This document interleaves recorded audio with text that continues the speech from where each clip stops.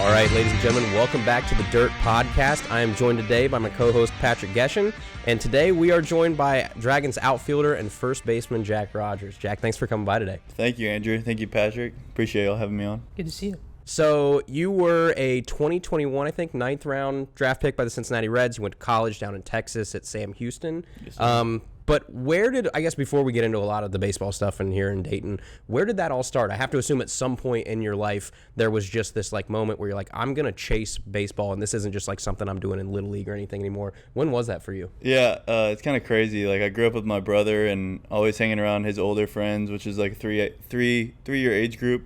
It was just, he always knew that like there was something about me that like I was able to play with older guys, and it was always my dream to play professional baseball. And I think going into high school, I kind of had a better clue that I was one of the better guys and really chasing that dream, you know? So was there a point in high school where you're just looking around and you're like, I am literally better than all my teammates? Or was it, because I've seen it both ways. I've seen people like in high school and college that are just sort of like average to above average, and at some point you hit that spurt? I think I was kind of later, like with my growth spurt, you know? And once I got to like my junior year of high school, I kind of figured out that I was a little bit better than some of these guys. And but when I started getting some of those calls from colleges and stuff like that, is really whenever I figured out that it was kind of my honing in on my dream a little bit more and pursuing that dream.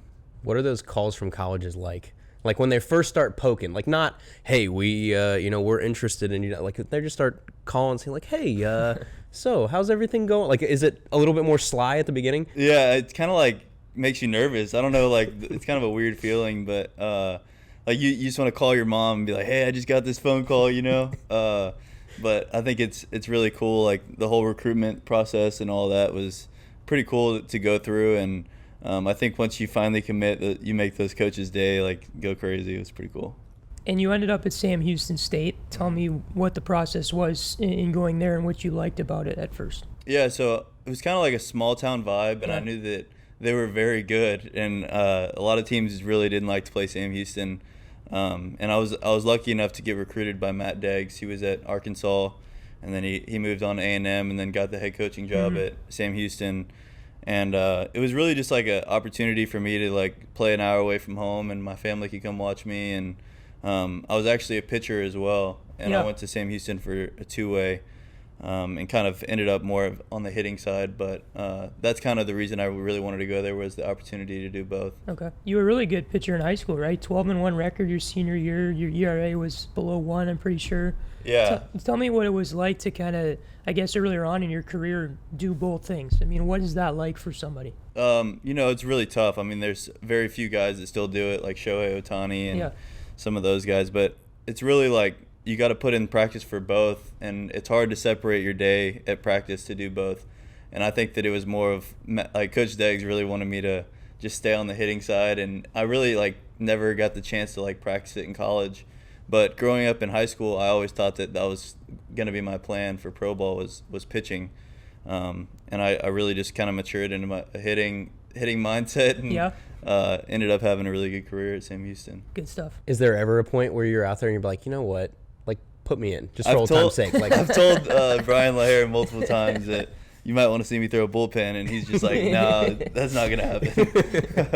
It's like, ninth inning, the game's one way or the other a whole lot. Like, come on, let me Exactly. I mean, when you're down by a lot, a position guy has to go in and pitch every once in a while, but he told me that I'm not the first reserve, and I was pretty mad about it. Do you still have, like, those pitches in your repertoire and stuff where you can just, like, messing around, throwing with guys and being like, watch this? Like, yeah. I mean, it's not like – it doesn't happen to a lot of people, but – I think in the long run, if I don't make it as a hitter, I think that for sure is my backup plan. Oh, cool. So still viable. Yeah. What point do you think that viability like leaves? Like, is there a point where it's just like, I have not done this in long enough that now I'm not going to be competitive with guys? Like, you still think you could probably jump into it and with the right training still be okay? I think I could. Yeah. It just came natural because like I wasn't ever wild. I was always around the plate, and it was just like a natural feel of like, I just like to get up there and compete and throw strikes. I don't know. It's maybe in a few years like I'd lose it, but I don't know. I really like the pitching as well. Do you think it helps you at all knowing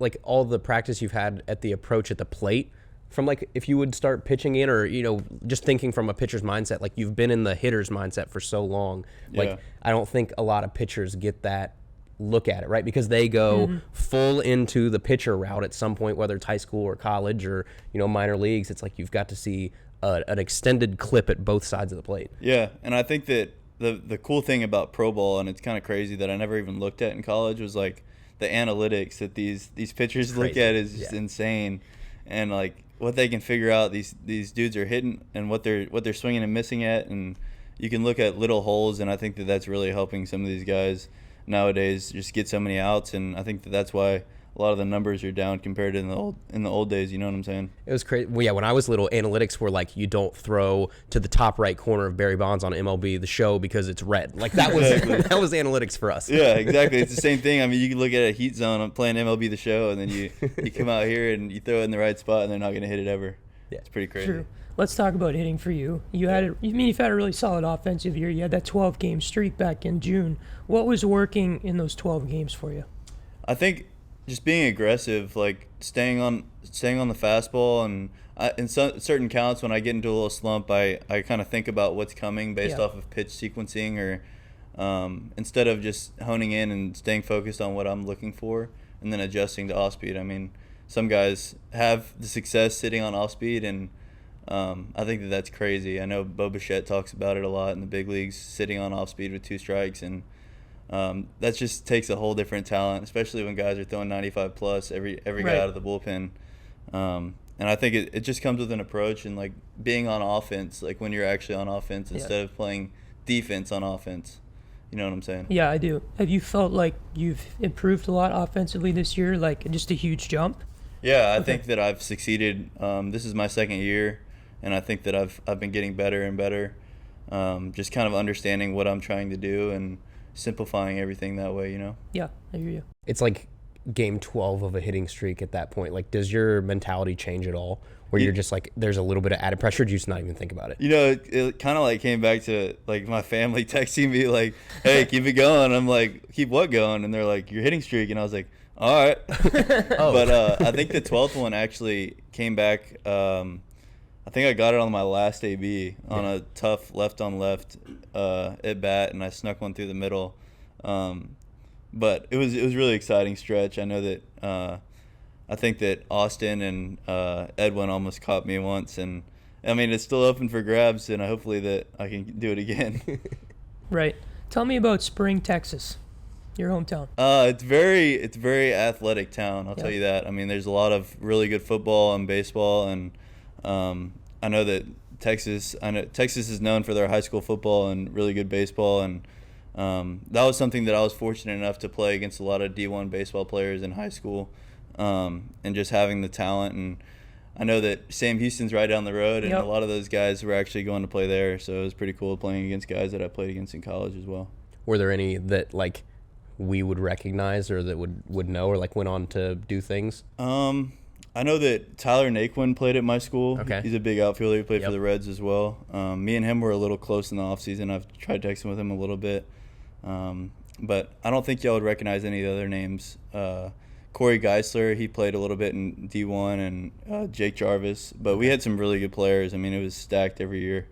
Is it just an area of the country, literally, like, is it what we think of where just the whole town stops for like football, baseball? Oh yeah, yeah, like everybody. Absolutely, yeah. It's a very populated town. It's not a small town or anything, but I think that all the kids there are wanting to play baseball or wanting to play football, one or the other.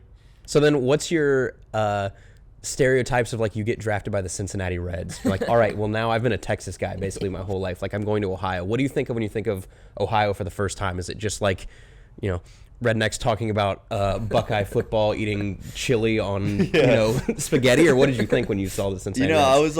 I was like asking my parents, like, what clothes do I take? Because this environment is just so much different than Texas. They have winter. And like I thought it was honestly just gonna be like a blizzard.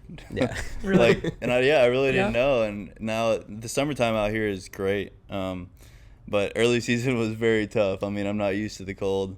I know that we went out to Lake County and it was like 30 degrees our first series. Yeah.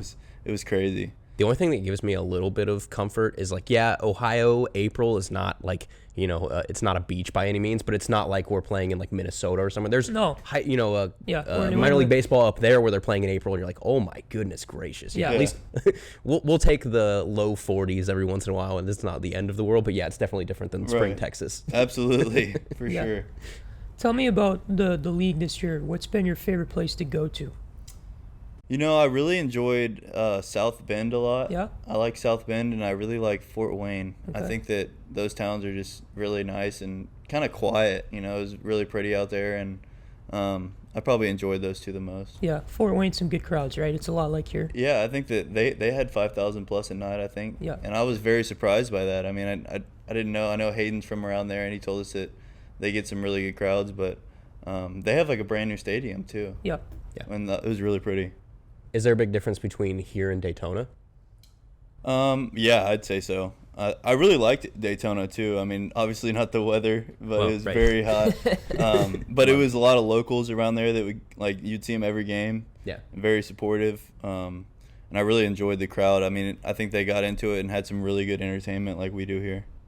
What's been your favorite part about Dayton this year? I think just like all the guys on the team. I Yeah. think we have a really good team. And I really get along with all the guys. And I think we're kind of buying in, and I think that's why we're playing so good together. We're all just having fun and just kind of rooting for each other. Everybody I've talked to says it's a close team. I mean, you guys are like this together, and just tell me, like, why is that? How is that this year? Is it just everybody's got the right personality? It's clicking? Like, why are you guys so close? I think it goes back to like personality and just I think it maybe like even our age group.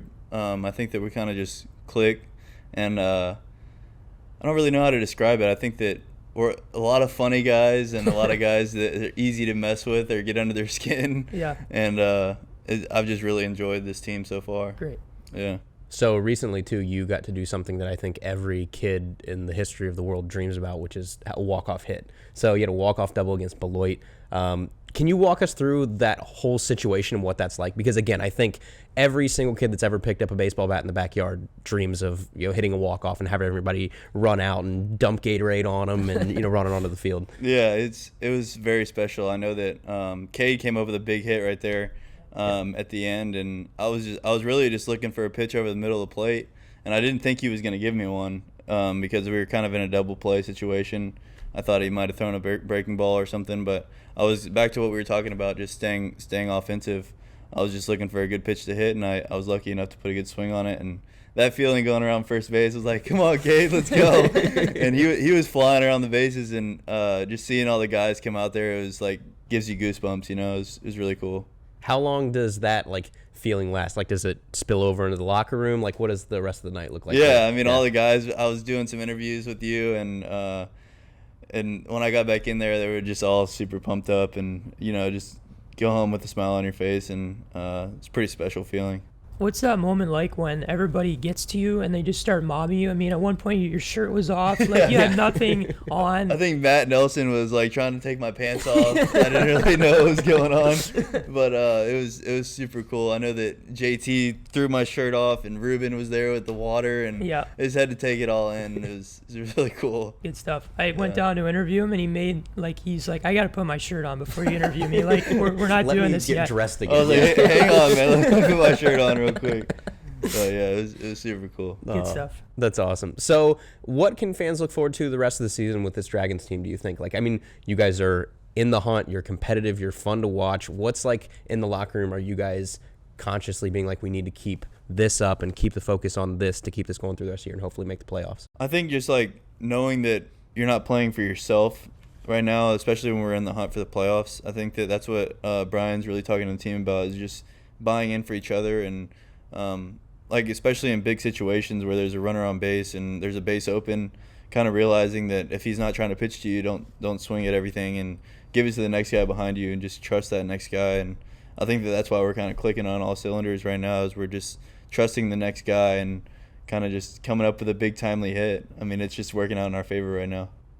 I think sometimes there's, for your I don't know, either casual or skeptical minor league baseball fans, sometimes they think that all of the focus is on player development, and it's they don't care if they win or lose, right? They're just trying to make it to the next step. But it's you guys, and it's painfully evident. It's like winning is a big part of what you guys want to do. I think it's been very noticeable with this team. It's like there's an emphasis on playing well, and then I have to assume when you're playing well, selfishly that helps you keep it rolling, and then your stats do improve. You play better as an individual, and then you get to move up. Is that right? Do those things correlate pretty easily? Absolutely. I mean, I think the game is probably 90% mental, and I think that us winning every day, even if you don't have a good game, you kind of go home more happy than what you would go home if you lose, you know? Yeah.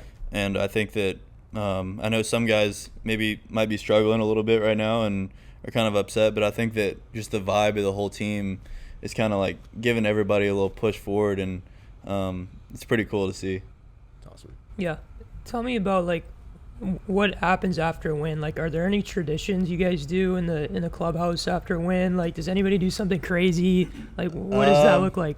No, I know that Jay Allen just loves to get on the aux cord and start blaring music in the locker room, but I think that Ruben's an unbelievable teammate. I think that he kind of like brings a spark to everybody, and there's a lot of dancing that goes on in the locker room, and Good stuff.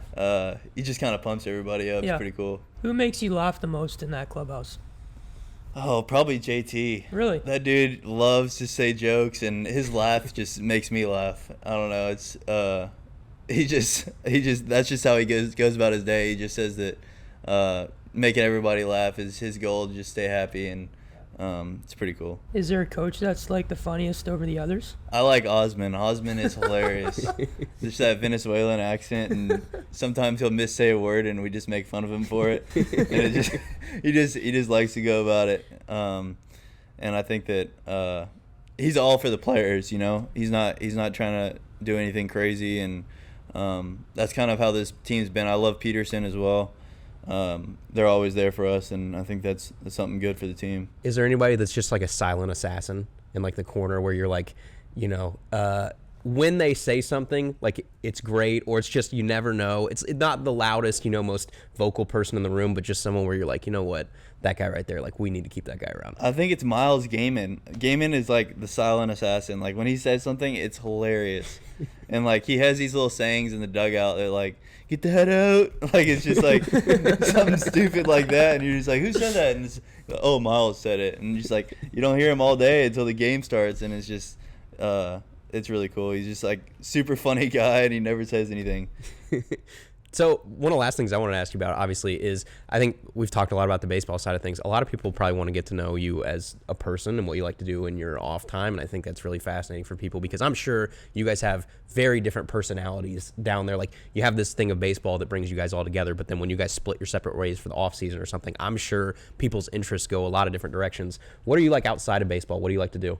I'm very big in the outdoors. I think that it's kind of cool. Like every team I've been on in pro ball, I look for like somebody who I think would fit my vibe, just so I could talk to them about it. And I mean, that's what I do. I'm a big deer hunter, and I kind of go out there. That's just something peaceful for me to do, is go out there to the ranch and just sit in the deer stand.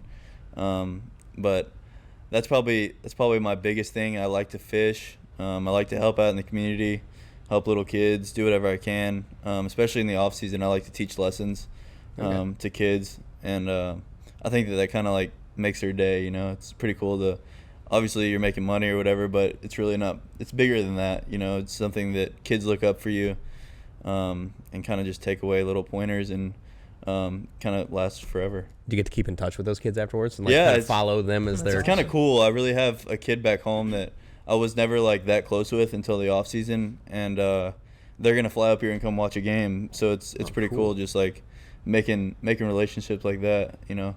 That's awesome. Do you have a lot of time, like, you know, aside from baseball? Like, can you sneak out and go fishing every once in a while when you guys are on the road or whatever? Or Yeah. is it tough? I think that another hobby I didn't say is that I've been playing golf like on the off days. And last year, I mean, I would sit in my apartment and play video games for 7 hours and just like, dude, I need to do something else, you know.